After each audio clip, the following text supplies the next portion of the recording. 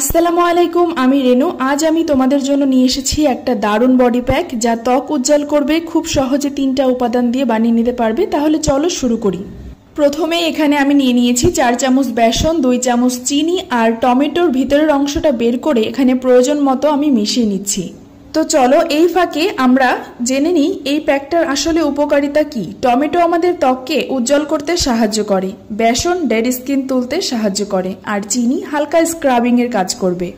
এই প্যাকটা তোমরা মুখে, হাতে, ঘাড়ে, পায়ে সর্বত্রই লাগাতে পারবে। লাগানোর 15 থেকে 20 মিনিট পর যখন এটা শুকিয়ে আসবে, প্রথমে পানি ছিটিয়ে সেই জায়গাটা নরম করে নেবে। এরপর ডলে ডলে ময়লাটা উঠিয়ে ফেলবে। বডি প্যাকটা বানানোর সময় তোমাদের যদি মনে হয় এখানে আরেকটু পানি প্রয়োজন, তাহলে তোমরা পানি এখানে মিক্স করে নেবে অথবা দুধও মিক্স করে নিতে পারো। আমি এখানে পানি মিশিয়ে নিয়েছি, তবে দুধ মিশালে সেটাও খুব ভালো হয় স্কিনের জন্য। কোনো উপকরণে তোমার অ্যালার্জি থাকলে সেটা অবশ্যই এড়িয়ে চলবে। বডি প্যাকটা বাসায় ব্যবহার করো। ভালো লাগলে একটা লাইক, শেয়ার আর কমেন্ট করতে ভুলো না। আসসালামু আলাইকুম, আমি রেনু। আজ আমি তোমাদের জন্য নিয়ে এসেছি একটা দারুণ বডি প্যাক যা ত্বক উজ্জ্বল করবে। খুব সহজে 3টা উপাদান দিয়ে বানিয়ে নিতে পারবে। তাহলে চলো শুরু করি।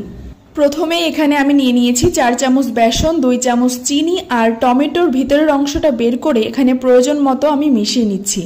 তো চলো এই ফাঁকে আমরা জেনে নিই এই প্যাকটার আসলে উপকারিতা কি। টমেটো আমাদের ত্বককে উজ্জ্বল করতে সাহায্য করে, বেসন ডেড স্কিন তুলতে সাহায্য করে আর চিনি হালকা স্ক্রাবিং এর কাজ করবে।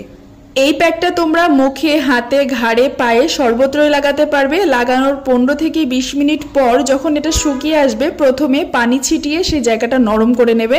এরপর ডলে ডলে ময়লাটা উঠিয়ে ফেলবে। বডি প্যাকটা বানানোর সময় তোমাদের যদি মনে হয় এখানে আরেকটু পানি প্রয়োজন, তাহলে তোমরা পানি এখানে মিক্স করে নেবে অথবা দুধও মিক্স করে নিতে পারো। আমি এখানে পানি মিশিয়ে নিয়েছি, তবে দুধ মিশালে সেটাও খুব ভালো হয় স্কিনের জন্য। কোনো উপকরণে তোমার অ্যালার্জি থাকলে সেটা অবশ্যই এড়িয়ে চলবে।